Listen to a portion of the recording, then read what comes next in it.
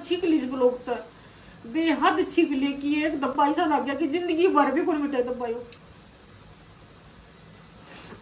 आज मैं वीडियो क्यों नहीं डालूंगी, क्योंकि मेरी वीडियो उन्होंने कह रही थी कि वीडियो नहीं डालेगी तू तो लोग कमी समझने लग जाएंगे। अगर कोई वीडियो नहीं डाले बनाकर तो लोग कमी समझने लग जाएंगे, सब नाम कमी होगी। मैं किसी से कौन डरती, चाहे वो मेरा पति न ले आओ आगे, चाहे किसी डीसी ने ले आओ, मरना कोई भी फर्क को नहीं। मरना तो कफन सिर पर बांध रखे, कोई मार जाओ।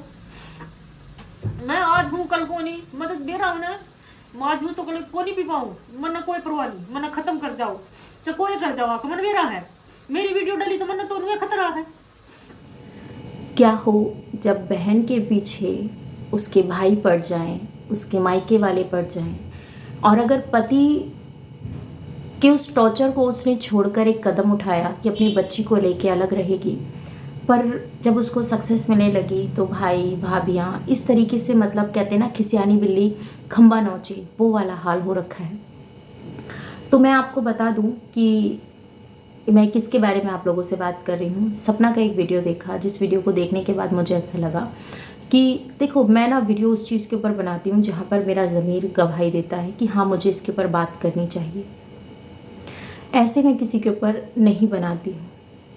तो जब मैंने वो वीडियो देखा, सपना को रोते हुए देखा, तो जैसे कि उसके भाई ने बोला कि 2 आंसू निकाल लेती है और ऑडियंस उसके तरफ हो जाती है, तो आप भी वही चीज़ें कर रहे हैं। अगर इतना कुछ था तो आपने अब तक क्यों नहीं बोला था। आज सपना अपने पैरों पे खड़ी हो गई है। सपना ने, आपको पता है, अपने भाई के लिए, जिनके अभी बच्चे हुए हैं, हाल ही में 3 बच्चे जिनके यहाँ हुए हैं, तो उनके बारे में उन्होंने कुछ एक्शन लिया, जिसके बारे में बताया उनकी क्या रियलिटी है। तो वो चीज़ उनको कहते हैं ना डाइजेस्ट नहीं हुई, और जब डाइजेस्ट नहीं हुई तो उसके बाद उन्हें ऐसा लगा कि अब किस तरीके से इसको गिरा सकते हैं। तो आप जानते हैं कि उनके जो बड़े भाई हैं, जिन्हें वो बाप बराबर बोलते हैं, तो देखो आप बोलोगे तो दुनिया बोलेगी बोलेगी, ठीक है ना। और अगर हम किसी के बारे में कितना भी बोलते हैं, या तो आप तब बोलते जब वो अपनी स्टोरी सुना रही थी, और उसने स्टोरी भी कब सुनाई, जब आप लोगों ने कहा उसे, आप लोगों ने कहा कि अपना दुख अपना दर्द इस कैमरे पे बोल, और ये कैमरा तेरी लाइफ तुझे बनाने में हेल्प करेगा। आपके कहने पे उसने व्लॉगिंग की, आपने आपके कहने पर उसने अपने दिल का दर्द आप लोगों के साथ सामने रखा, जिसमें आपकी पहली और दूसरी बीवी उनके सपोर्ट में बैठी हुई थी। वो रो रही थी, वो अपना दर्द चाहकर भी वो चीज़ें नहीं बयां कर पा रही थी, पर फिर भी आपके कैमरे के आगे उसने बोलने की कोशिश की। आज जब वो बोली तब तुम्हें बुरा लगा, अब तुम उसके हस्बैंड के फेवर में आकर खड़े हो गए हो।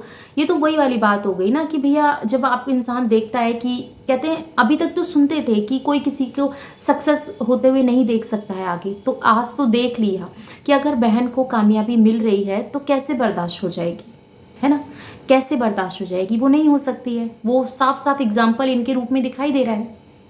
पहले जितना बोलना चाहा था वो सब बोल दिया, फिर अब हमारे, अगर हम बोलेंगे तो हमारे ऊपर टैग लग रहा है बिग बॉस का, ठीक है, कि हम अगर ज़्यादा कंट्रोवर्सी कर रहे हैं, क्योंकि अब आपने देखा कि सारी चारों तरफ से मामला शांत हो गया है। अब इनके ऊपर ज़्यादा कोई रोस्टिंग नहीं कर रहा है, कोई ज़्यादा इनके ऊपर बात नहीं कर रहा है, तो इन्हें लग रहा है कि क्यों शांत हो गए लोग, क्योंकि जब हमारी रिच नहीं आएगी, जो रिएक्शन में आती है, वायरल्स वीडियोज़ में आती है, वो नहीं आएगी, तो फिर उस चांस नहीं रहते हैं ना वहाँ तक पहुँचने के लिए। वहाँ तक पहुँचने के लिए भैया बहुत पापड़ बेलने पड़ते हैं, और ये तो घर का ही, कहते हैं ना, घर का बेदी लंका ढाई वाला काम कर रहा है।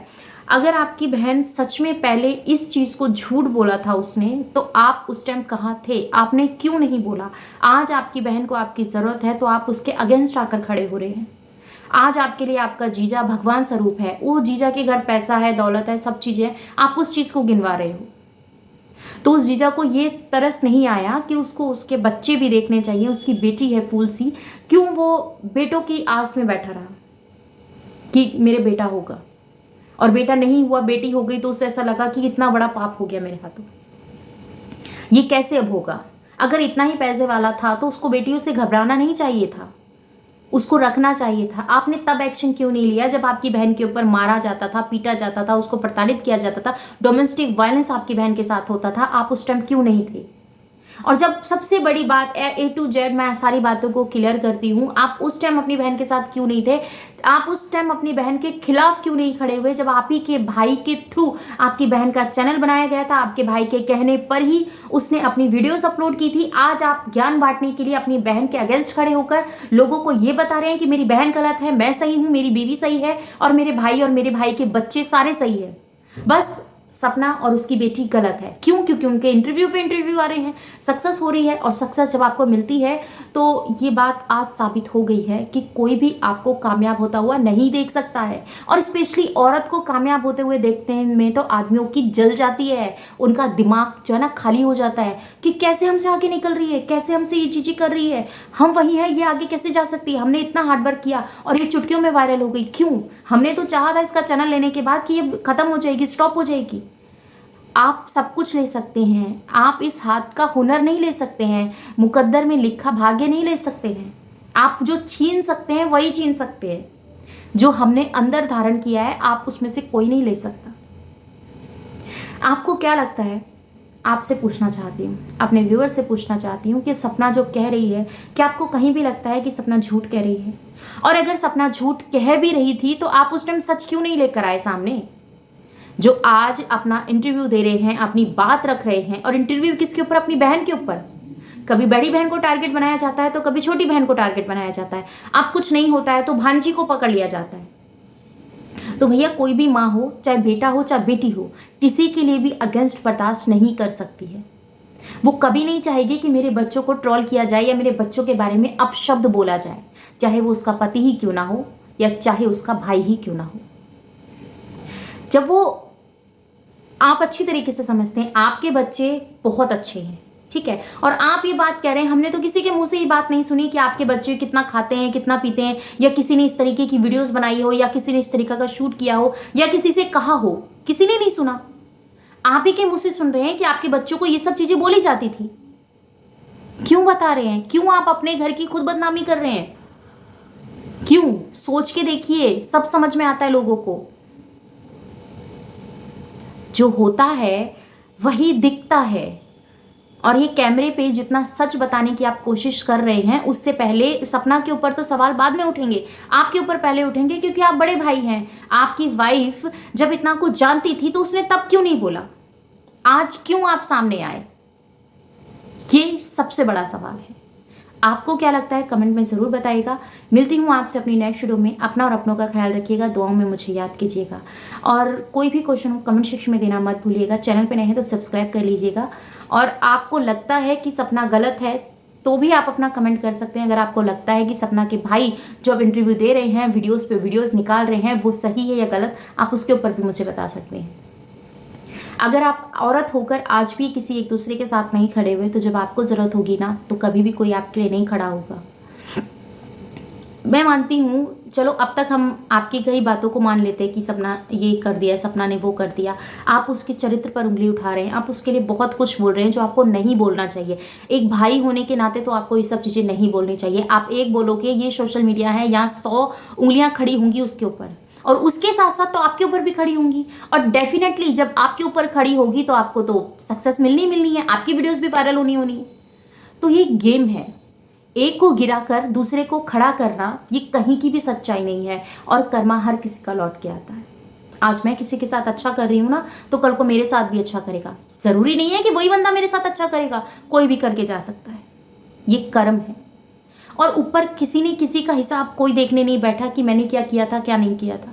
सब यही होता है, आज ही की डेट में होता है।